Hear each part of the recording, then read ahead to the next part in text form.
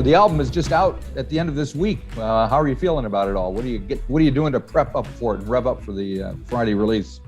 Well, we're rehearsing this week because we're off to America on tour next week. So some last minute rehearsals. On Thursday night, tomorrow night, we're doing a little private kind of like album launch party for friends and family. We're going to invite people down to our studio and play about 8 songs off the new album for them. Never really done anything like that before, but it feels like it'll be quite a few of the people coming have actually featured on the album in one way or another. So it's a nice kind of way to say thank you to them. Cool. And no, I mean, I'm dead excited for the album to come out. It's been in the can for about 8 months now. So right. It's crazy that I forget that people still haven't heard it. So I'm really excited for it to be released. Now you got to make sure you don't forget how the songs go. Well, this is what the rehearsal is for, exactly. Right. And I believe you're coming to New Zealand soon as well, along the way. So that's pretty exciting. Yes, absolutely. Yeah, we'll be coming out there it's our autumn, I suppose your spring, kind of late September. We'll be making our way down under. And absolutely excited to come back to New Zealand as always. Yes, I know. I've seen you here before, so it's cool. So you say there's people that are going to be at your show, kind of release thing that you're getting prepared for now, who played on the album. Tell me about some of those folks and what they did. Well, so there's going to be Joe's mum and dad. Joe's our singer. So Joe's mum and dad each contributed a kind of vocal contribution to the album in the form of a kind of like little voice memo thing. Nothing very operatic, shall we say. My wife is coming. She sings backing vocals on our new track, The Actor, and does a very good job, in my opinion. That's good. Yes, exactly. So there's quite a few friends like that who just, on the album, we just wanted to try and put in a few little things like that, just as a way of kind of a little nod to the people who've supported us over the last, 10 years of making albums. And, we're very grateful to all those people for supporting us and essentially, sticking with us through thick and thin. Yeah. Now you mentioned an operatic voice. There wasn't there, but there is one on a track called Philadelphia that I noticed. What can you tell me? Where did that come from? Who's doing that? She's a professional opera singer called Christy, and she came down to the studio. It was this idea that Joe had of getting an opera singer to sing on the track, and what we wanted was to create the impression that we were taking a sample from an existing opera, perhaps called Philadelphia, which in itself is quite a good name for an opera. So that's kind of what we ended up with. So people have often said to us, they're like, "What opera is that? Like, what's that sample from?" And we're like, "It's not actually a real sample. It's just something we did." So we fooled them, and we're very pleased. Yeah, very good, very good. So the album is called The Dream, and let's see, it's the previous one was 4 or 5 years ago, Relaxer. Yeah, you guys have been around even longer than that, since about 2007. So how did you come up? How do you guys work together now? Is it any different than back when you started working together? And where did you come up with this concept, if it is a concept at all? Nowadays, because when we're on tour, we don't get a lot of chance to sort of sit down and write, but we often kind of jam in sound check, and so more ideas come about as a result of that. But I think on the whole, fundamentally, our way of working remains the same, which is we like to get into a space like a house, when we're off tour, and essentially kind of sit around, working, but also, chatting and just enjoying spending time together. And I think that's how we find that the creative flow works best when we have a space to call our own, and a kind of atmosphere where we're not watching the clock. We're not aware that we're spending, £50 an hour being there or something. It's just good to just relax for us. Yeah. Yep. So the Dream, I mean, did you guys sit and actually have a meeting about what you're going to do for this album, or how do you guys work together when you're putting something like this together? No, I think ultimately we knew that we had a good cache of song ideas that we to work on. A lot of them, as I say, coming from tour jams, and then we got together in the January. And the great thing was that the first thing that happened was we found this jam we'd done on tour of a song that we called You and Me that none of us could remember doing, and it felt like a bit of a gift because it was almost a fully written song just in this jam, but none of us had any recollection of it. So that felt like a very good omen to start the album process. So we started with that one and just went from there, and it was very easy. Actually, I think it's the easiest album we've ever made. There was very little stress in the studio. Ideas were coming. We had too many songs. We had to cut songs from the album, which has never happened before. So yeah, it's a nice feeling. Good. What do you attribute the creative splurge from now? How is that happening? I think we took a year off in 2019 completely from doing the band, and I think that was very healthy. I think we all came away from that feeling well rested and actually excited to get back in the studio. Whereas I think on the third album, even, you know, we were kind of like, we were pretty depleted and jaded by that point, and perhaps didn't all exactly want to be there quite to the same level we should have done. Right. Okay. So, and you mentioned You and Me. I see there's a video for that with skating and stuff going on. So when you're working on your visual presentation, what process does that go through? Does everybody kind of contribute?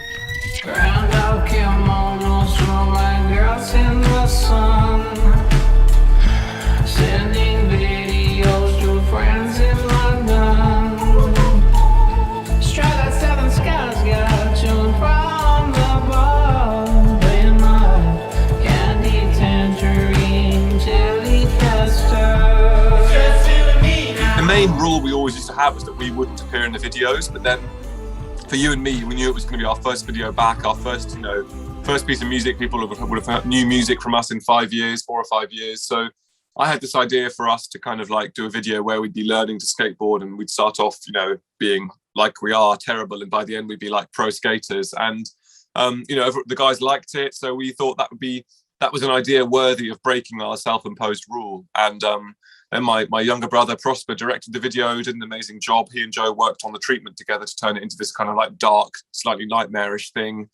And we spent 2 days out in Romford in East London shooting it at, I think it's the UK's oldest skate bowl. It's like from the 70s. It's a very cool place. And, you know, it was really fun. And I'm really happy with the result.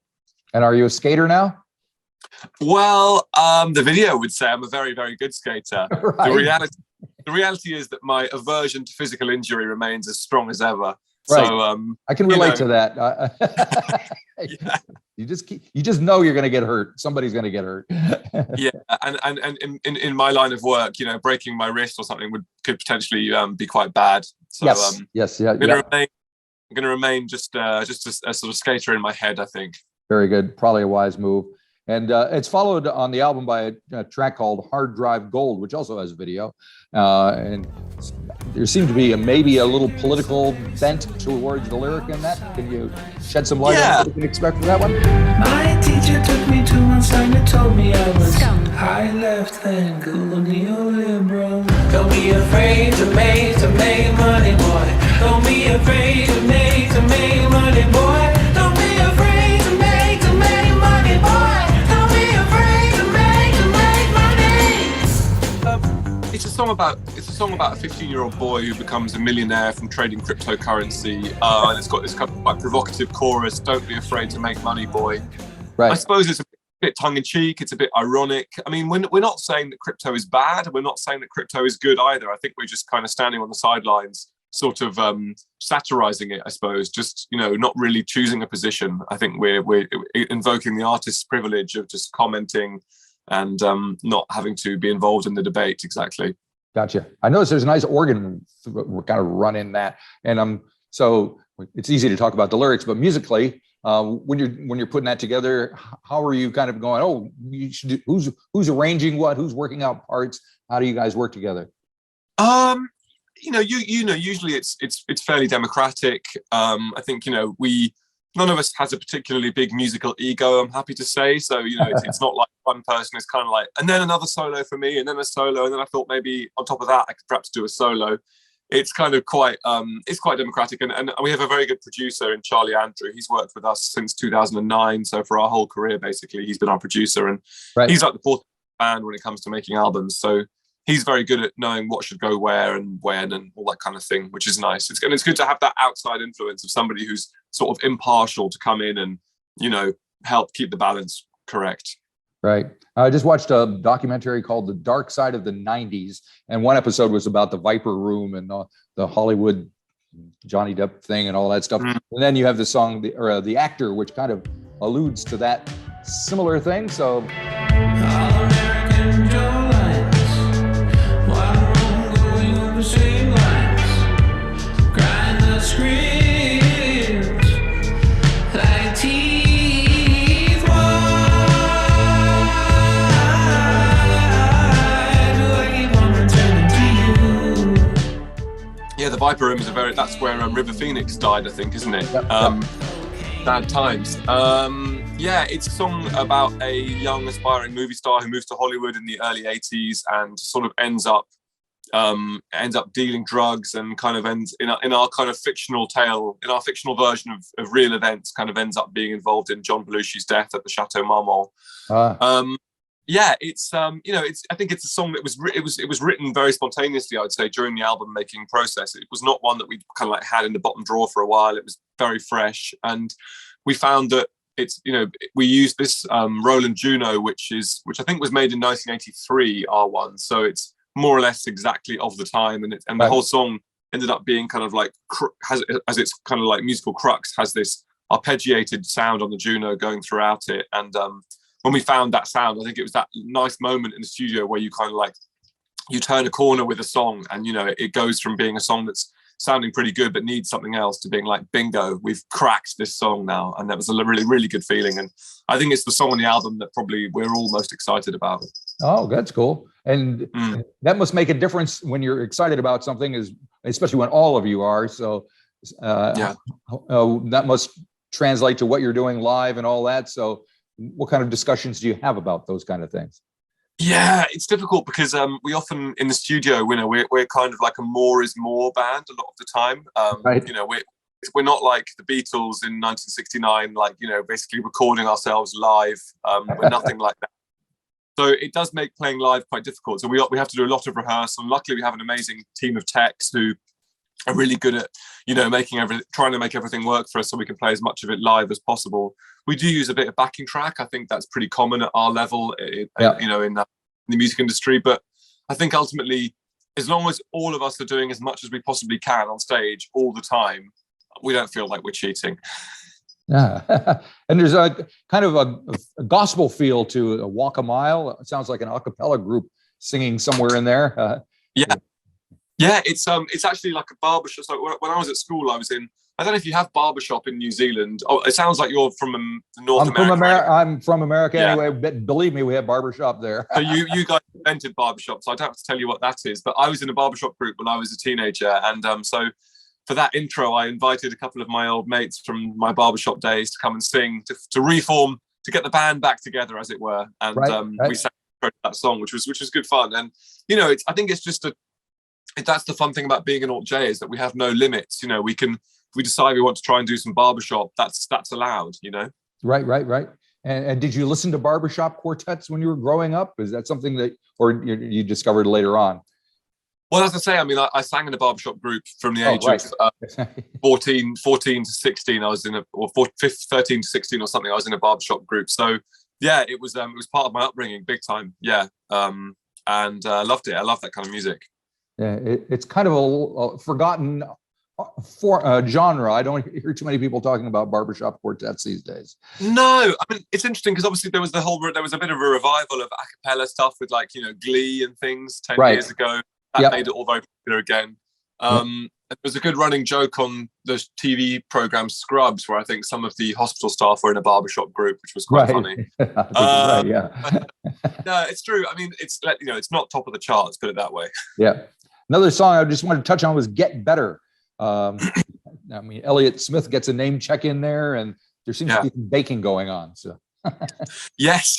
Well, it's about a man who loses his partner to an unspecified illness, but it was written during the pandemic, so I think it's fair to say it's a song that was at least very influenced by the coronavirus pandemic we've all been living through. And whilst none of our band individually lost anyone very close to us, I think the whole world went through a period of very intense grief and mourning and loss, and that was something that none of us had experienced before. And it details his life as he kind of goes through somewhat of a breakdown involving baking bread and eating tiramisu for breakfast and throwing flowers at a car crash, and it's kind of like it's little details, some of which are funny and sweet and some of which are quite distressing and upsetting, but ultimately it's quite a journey, but it's a song that we're extremely proud of. I think it's the most emotionally honest song we've ever written, given that it was created during this unique and horrible time of the pandemic. Yeah.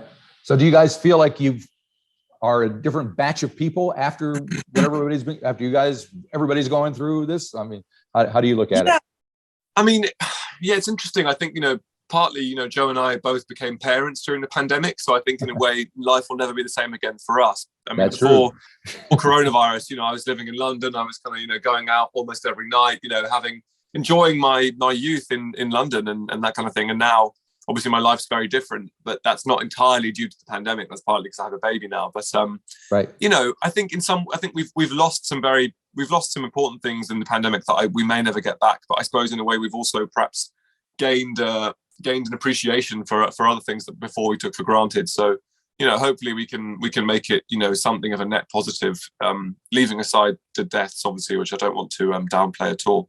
Right. Yeah, we've been kind of lucky here in New Zealand as far as keeping the death toll down. But even so, people are upset, and there's like a big demonstration going on down in Wellington, and people camping out in front of Parliament and all that stuff. It's very strange. Oh, yeah. It's a very unsettling time, it feels like. Even, I think. Yeah, I know. I think that's just, you watch these films from films about pandemics and disease outbreaks and stuff, that were made before. And the one thing that the films never sort of seemed to predict was the fact that people would disagree on whether there wasn't a pandemic going on or whether we should be responsible to it at all. That's something that really took everyone by surprise, I think. Yeah. And you always got the impression that once they came up with a vaccine, everybody took it without a question. Because I know that when I was a kid, that's what we did. So yeah, exactly. I know. Anyway, very, very silly. Yeah. So since you're going to be traveling around the world, does any of that stuff weigh on your mind as you're cruising around? Oh, big time. Yeah. I mean, it remains to be seen how touring in the age of COVID is going to go. I mean, we're hoping we can keep it as normal as possible and not have to cancel any gigs, but I think inevitably there are going to be some hiccups. But our main focus right now is, we fly to America a week on Friday, and we ultimately just none of us can test positive in the next 10 days. So that's the mission. Fingers crossed. And what kind of show? What are you thinking about as far as presenting the live show itself? What have you got in mind? It's going to be great. We're working with our longtime collaborator, Jeremy Lechterman, who's our lighting designer. He's designed an incredible new set for us. It's almost like we're playing inside a sort of cube of light. It's going to look really cool. We've always put a lot of effort and money into that, which is good. I think people have come to expect a good light show from us. So we're doing the same. We're doing the same thing, and we're doing that again. And it's we're going to be playing lots of songs from old albums, particularly the first album, as it's the 10-year anniversary of our first album. Jeez.